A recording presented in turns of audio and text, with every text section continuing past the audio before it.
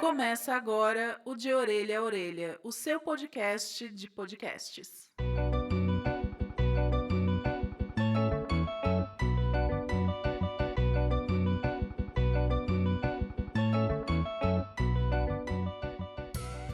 Oba, oba, vamos chegando, se acomodando, porque está começando o primeiro episódio do De Orelha a Orelha. Eu sou Ricardo Terto, sou produtor, consumidor de podcasts, inclusive adoro audião, e vou tocar esse programa aqui ao lado da minha parceira e também sócia na Arrebentar Central de Histórias, Lilian Sais. Chega aí, Lilian. Olá, eu sou a Lilian Sais, escritora, roteirista e produtora de podcasts. Tô junto com o Terto aqui no De Orelha a Orelha, porque o crescimento de podcast no Brasil tá num ritmo alucinante. Segundo o Spotify, já são mais de 1.900.000 programas na sua plataforma e tem outra plataforma que afirma que já são 20 milhões de ouvintes de podcasts no Brasil. Esses números indicam a necessidade da gente ter algumas indicações. Pois é, com tanta coisa disponível aí, né, milhões de podcasts, eu fico com a sensação de que tem muita coisa boa por aí que eu não conheço, né? Não tem nem tempo para ouvir tanto podcast assim. Por mais que as plataformas tenham aí seus algoritmos para mostrar, né, os novos podcasts, eu sou da velha guarda e confio mesmo no boca a boca de amigos. Então esse é o espírito que a gente quer trazer pro De Orelha a Orelha, que é um podcast mensal onde nós iremos recomendar um podcast de acordo com o tema. A gente vai ter convidados especiais, que é gente da área, né, falando sobre esse universo, e outras coisas que a gente vai explicar no meio do caminho, tá bom? Então, para não se alongar mais nessa intro, Lilian, qual que é o tema da nossa estreia? O tema para esse episódio tem tudo a ver com isso que a gente está falando, porque a gente escolheu indicar episódios de podcasts novos, ou seja, o nosso critério foi escolher entre podcasts que foram lançados nos últimos 6 meses. Então, vamos começar com você, Li. O que você ouviu aí de interessante que você quer trazer para os nossos ouvintes dentro desse tema podcasts novos? Não foi fácil escolher um, mas eu escolhi o Poesia E, comandado pelo Ricardo Aleixo, que é um podcast, como o nome já diz, de poesia. Foram lançados 2 episódios até agora, né? Eu vou indicar o primeiro deles, o Poesia E1. E o meu critério para escolher esse podcast foi a edição de som, o design de som e a originalidade que está envolvida dentro da feitura desse podcast. Porque esse design de som é surpreendente. É um trabalho artístico, com uma liberdade de criação muito grande, de composição. A gente geralmente vê o design de som trabalhando em função das palavras. Mas aqui esse não é o caso. Ele não está só em função, ele também é um narrador ativo. Ele sai de ser coadjuvante e se torna um protagonista da coisa, né? Exatamente, exatamente. E o Ricardo Aleixo, acho que para o pessoal que não tá ligado aí nesse mundo da poesia, eu sei quem ele é e tal, uma pessoa que eu gosto, admiro, meu xará. Mas conta para os ouvintes quem é um pouco do Ricardo Aleixo. Ele é um multiartista, assim, até é difícil definir um pouco ele, porque além de poeta, ele tem várias outras habilidades, inclusive essa de design de som. Para indicar esse podcast, entrei em contato com o Aleixo, pedi para ele um áudio sobre esse trabalho e ele contou um pouquinho mais para a gente. Vamos ouvir?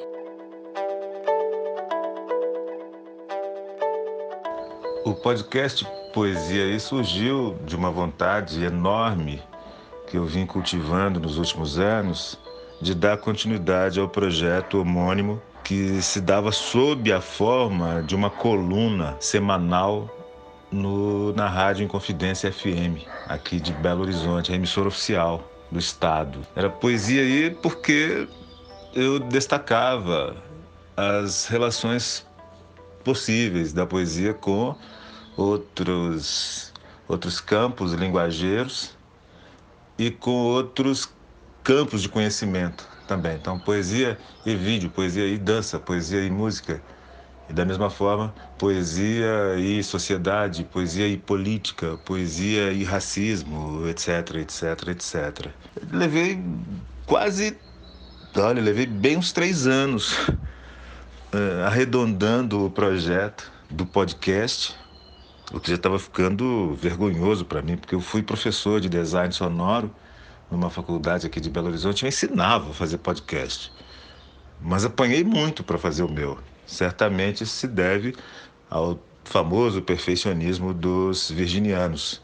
Mas tinha a ver também com a falta de tempo. Até o ano passado, até o ano retrasado, eu trabalhava muito fora da cidade, viajando muito pelo Brasil e por outros países também. Não me sobrava tempo, o tempo que eu tenho agora, para voltar a estudar os programas de áudio, para voltar a lidar com a teoria das poéticas do som. Tudo isso que fortaleceu o projeto, ao mesmo tempo que me fez desacelerar o processo de confecção de um piloto. Aí quando eu sentei para fazer, já não teve piloto não. Eu fiz o primeiro de cara.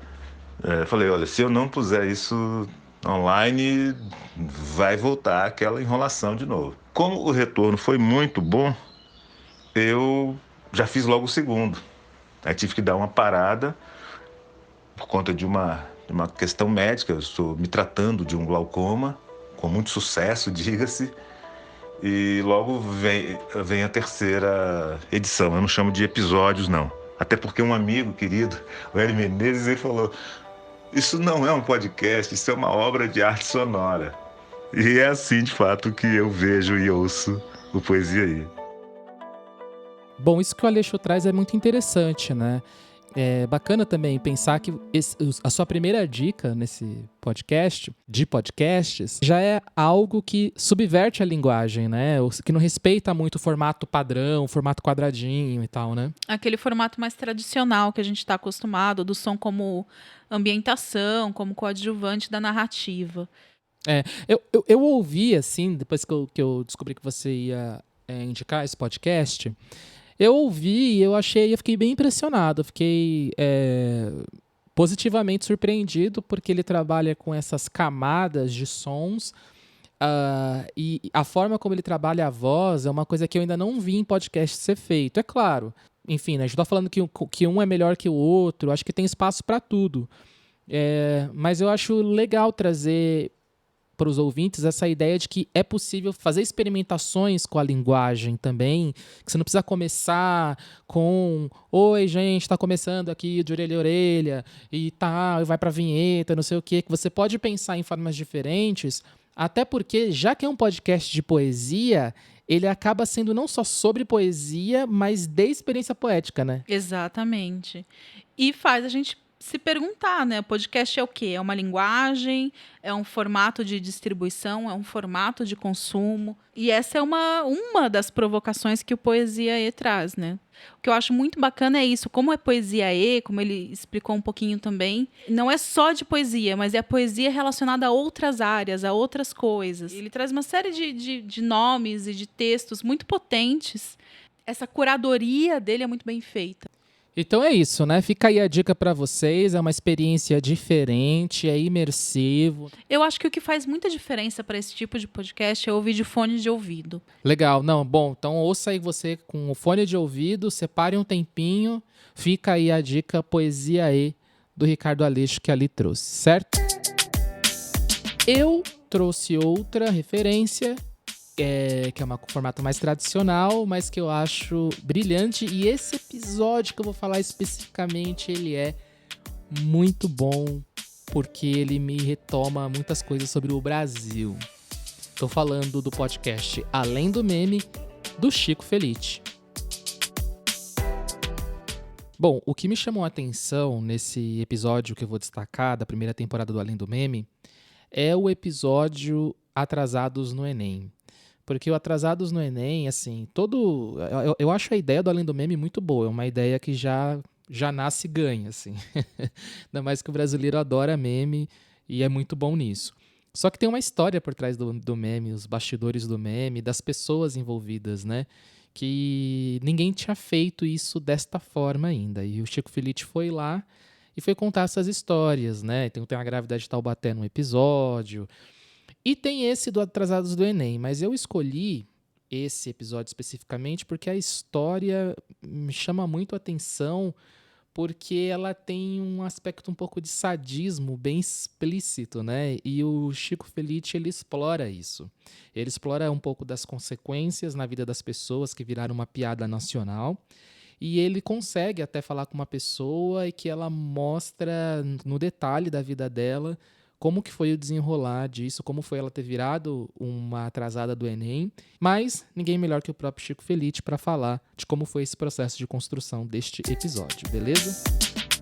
Oi, eu sou o Chico Felitti, eu sou criador e apresentador do podcast Além do Meme e venho falar de um episódio específico do podcast, que é o dos atrasados do Enem. Esse episódio é muito peculiar, a começar pelo tema, porque enquanto o resto da temporada trata de piadas, né, trata da candidata a garota da laje que pede e fica fula e daí dá uma entrevista para TV Globo e fica famosa porque fala de um jeito muito engraçado, ou sobre uma aposentada que caiu num trote de uma rádio e ficou famosa assim. Esse episódio nasce de um meme que é uma notícia. Era um meme sério que foi começado pela imprensa. De repente o Enem ganha um peso no vestibular que até então ele não tinha, e a imprensa começa a cobrir o Enem como nunca cobriu. Daí são os veículos, próprias revistas, jornais e telejornais que começam a noticiar o atraso dos candidatos e as humilhações que decorrem desse atraso. A pessoa que vai comprar um pastel e se atrasa e perde a prova, a pessoa que vai para o lugar errado, a pessoa que esquece o RG. E esse meme faz o caminho inverso, né? Ele primeiro é a notícia e depois vira a piada. Então essa investigação já começou de maneira diferente das outras e ela seguiu num caminho todo peculiar, porque é um meme muito fácil de identificar, né? Porque essas pessoas que viraram meme, esses atrasados, muitas vezes eram identificados com nome e sobrenome. Então eu tinha a cidade de onde a pessoa era, o nome e o sobrenome dela. Então não é uma investigação muito difícil. Eu encontrei dezenas de atrasados, só que a dificuldade começou aí, porque eu encontrava muita gente, mas ninguém se dispunha a falar. Porque é um episódio muito humilhante, é um episódio... ninguém estava feliz ali de ter perdido a prova e isso, de fato, arruinou a vida de algumas pessoas. Teve gente que desistiu de fazer faculdade porque se atrasou para o Enem e teve a imagem ainda usada na mídia, enfim, exposta para o Brasil inteiro. Então esse episódio demorou uns 6 meses para ser feito justamente por causa disso, porque eu encontrava cada um dos atrasados e esses atrasados têm alcunhas, né? Cada um ganha um nome. Então tem a atrasada do abraço, que é uma pessoa que atrasou, ficou para fora, chorou e pediu um abraço para a repórter. Tem o atrasado do pastel, que é o que foi comprar um pastel e o portão fechou nesse meio tempo. Tem o atrasado do RG, que é a menina que levou o RG do namorado no lugar do dela e não consegue entrar. E eu não conseguia com que ninguém falasse. E depois de muito procurar, eu consegui encontrar em Porto Alegre uma pessoa que era conhecida como atrasada do abraço, que foi essa pessoa que sofreu um revés ali no trânsito e não conseguiu chegar na faculdade onde ela ia prestar o Enem. Ficou para fora e depois gravou uma entrevista para a televisão local. Depois dessa entrevista, ela que estava chorando muito, pediu um abraço para a repórter e a repórter deu um abraço nela, só que ela não sabia que ainda estava gravando. E essa imagem foi transmitida até pelo Jornal Nacional, e daí de repente milhares de pessoas estavam falando dessa pessoa, dessa jovem. E essa jovem teve um desfecho muito positivo, porque ela conseguiu fazer a outra prova do Enem no mesmo ano, no domingo seguinte, e passar. Ela passou numa universidade federal muito boa e estava se formando em Direito ali, quando ela falou comigo. Então, as peculiaridades desse episódio são essas, assim, a dificuldade de conseguir alguém que topasse dar a cara e dar o nome, como essa pessoa muito corajosamente topou, e também a natureza do meme, né? Porque os memes geralmente nascem como uma piada, um xiste de internet. Esse nasceu como notícia. Por isso daí eu também fui atrás de repórteres que cobriam para entender o que aconteceu, porque de um dia para o outro. Fui atrás de youtuber que fingiu que era atrasado do Enem. Foi um episódio todo muito peculiar. É interessante, né, como esse episódio é diferente dos demais episódios da própria temporada, né? Assim, o Chico, ele foi muito sensível de falar com esses personagens, porque são pessoas que foram expostas, que apesar de... É muito estranho você virar uma piada nacional, eu fico pensando nisso, ele foi muito sensível. Mas nesse específico, eu acho que tem um pouco mais de dramaticidade, tem uma carga um pouco mais dramática do que dos outros, entendeu? Eu acho que tem a ver com a importância mesmo, né, que o Enem tem na vida dos jovens, é quase assim, né? É o momento, para muitos jovens, é assim, é quando minha vida vai ser decidida. Tem um peso muito grande quando você está envolvido com aquilo, né? Então, de fato, é um episódio muito especial da temporada.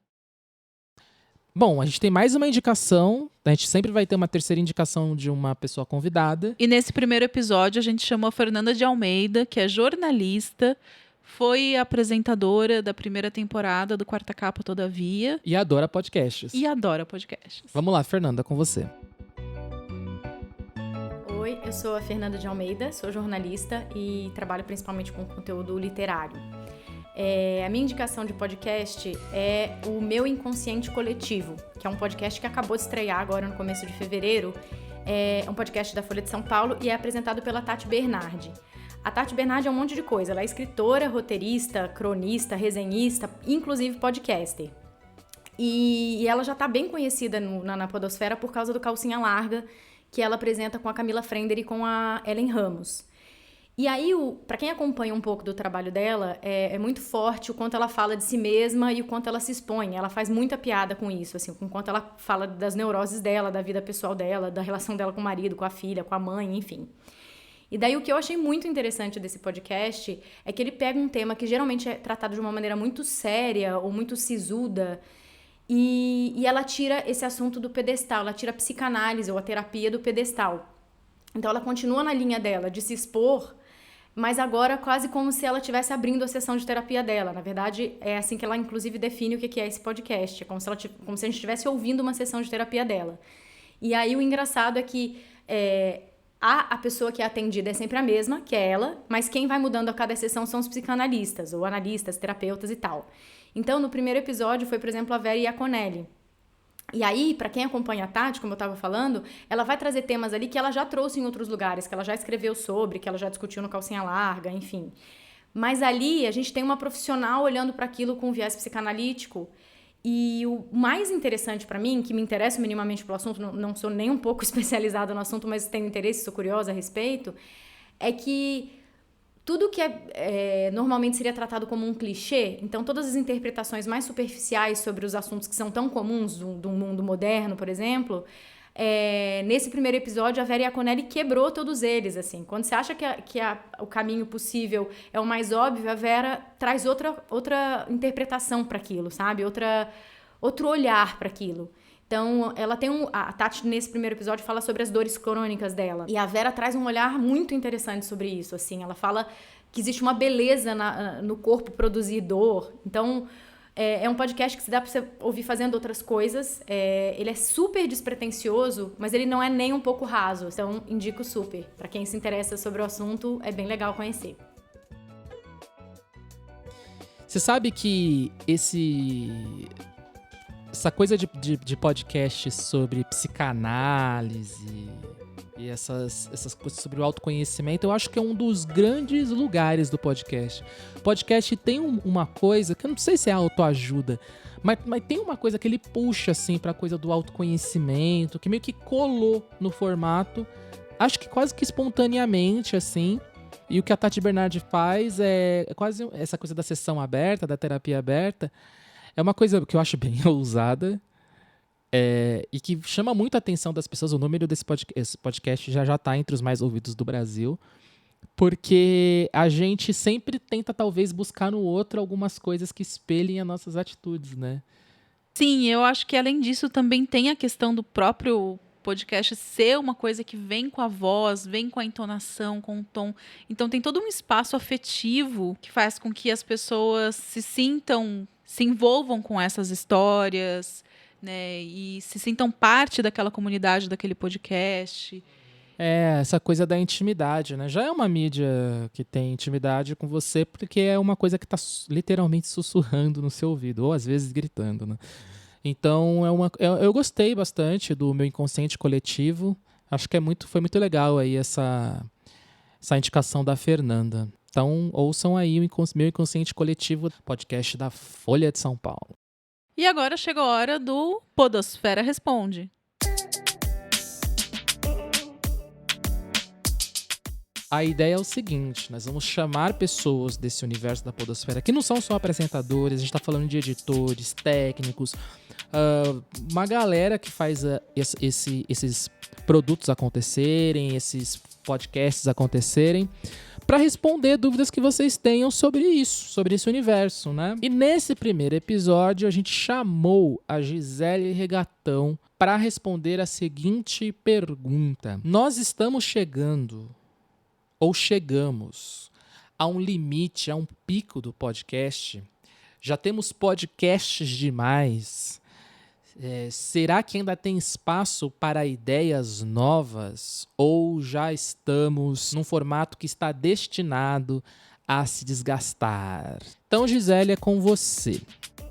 Eu sou Gisele Regatão, eu sou professora de jornalismo na Universidade da Baruch, aqui em Nova York, que é uma faculdade pública, e eu sou jornalista de áudio, de podcast e de rádio. Trabalho faz 20 anos na imprensa americana, na área de áudio, e também trabalhei antes no Brasil, trabalhei em jornal, trabalhei em revista. E, bom, sobre a pergunta, será que nós estamos numa saturação do mercado de podcast? Eu acho que a resposta é sim e não. Tem algumas estimativas aqui nos Estados Unidos que tem centenas de milhares de podcasts. Então, com certeza, o mercado não pode absorver todo esse número, né? Mas o que eu acho que sim tem potencial, então quer dizer que não está saturado ainda, porque eu acho que tem ainda muito potencial de fazer podcasts de qualidade que tenham um mercado a ser desenvolvido, né? Então, o fato de ter muito podcast não significa que todos vão ser bem-sucedidos.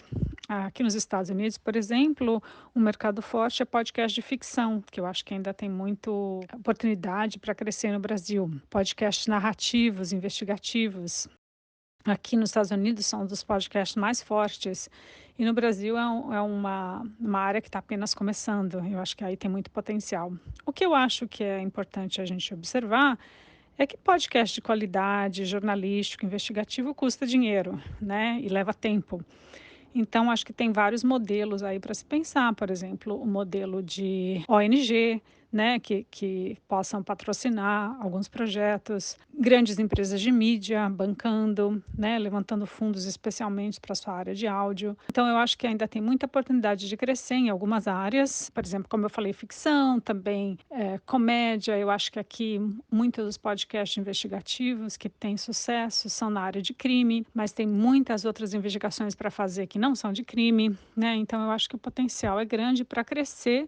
E também, quando você pensa na penetração do público, né? Eu não sei os números atuais no Brasil, mas nos Estados Unidos, mais ou menos 30% dos americanos agora ouvem podcast com regularidade. Ou seja, ainda tem um grande mercado aí que não está explorado, né? Então, isso significa que tem ainda muita oportunidade para desenvolver conteúdo que atinja esse público. Chegou a hora da gente ajudar você, amigo, que um dia terá um podcast, já tem um podcast, a ter uma pauta. Chegou a hora do quadro Daria um Podcast. Todo mundo tem uma história que daria um podcast, né, Ali? Ali tem várias histórias que dariam um podcast documental. Alguns, né? Mais... Muita coisa de ficção científica também, realismo fantástico. Eu quero saber da Mariana Schmidt, que ela é designer. E aí, o que a gente perguntou pra ela foi o seguinte: traz pra gente uma pauta, alguma coisa assim que você acha que daria um bom podcast sobre home office. Oi, eu sou a Mari, sou uma designer capixaba, eu moro em São Paulo e trabalho aqui dentro da minha casa. E daria um bom podcast de home office as histórias constrangedoras de videoconferências. Não sei se vocês lembram, mas lá em 2017, teve um cara que virou meme por ter sido interrompido pelas crianças da esposa numa entrevista importante que ele estava dando para televisão. As crianças entram bem felizinhas para falar com ele e a mãe entra desesperada para não deixar interromper, mas acaba virando um desastre.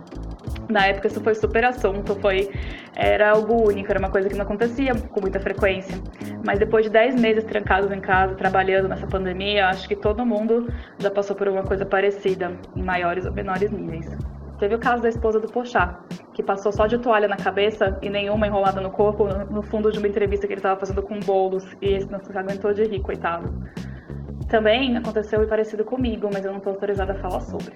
Teve aquela moça que aparece na câmera correndo pro banheiro para fazer cocô. Teve mãe aparecendo na hora das crianças. Tem os meus gatos esfregando fiofó o tempo inteiro para os clientes e os meus amigos verem. Sem falar, né, em todos os creeps que apareceram ou transando ou fazendo alguma coisa íntima no momento que devia ser, assim, nada íntimo de uma reunião. Agora que essas histórias meio que tomaram conta, né, e todo mundo tem uma para contar, talvez daria um bom podcast pra gente ouvir. Eu nunca passei pelado atrás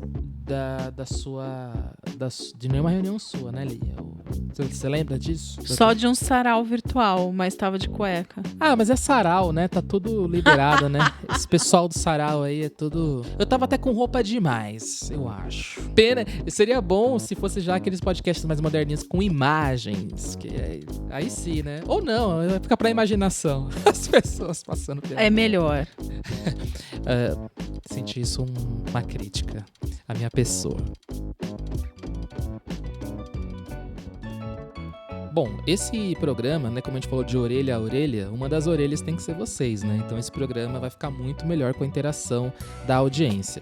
Vocês podem falar com a gente através do e-mail rebentarprodutora@gmail.com ou também nos nossos perfis no Instagram. Tem o perfil da Rebentar Produtora e aí é só você mandar uma DM para nós. Aproveita e já faz a sua pergunta para a Podosfera. A gente vai trazer uma pessoa bem legal para responder as questões que vierem, né? Claro que a gente conseguir responder, né? E também, se você tem uma história que daria um bom podcast de home office, também conta pra gente que a gente lê no próximo episódio, né, Li? É isso aí. E lembrando que no mês que vem a gente tá de volta. Então é isso, siga o podcast, curta, compartilhe, mande pros seus amigos. Agora a gente tem um espaço aí pra gente falar dessa mídia que a gente gosta tanto. Mês que vem estamos de volta. O De Orelha a Orelha é feito por mim, Ricardo Terto. E por mim, Lilian Sais. A gente faz a edição, roteiro e tudo mais, tá por conta aqui da casa. A gente se encontra mês que vem, ok? Então marcado? Até lá. Um abraço e até lá.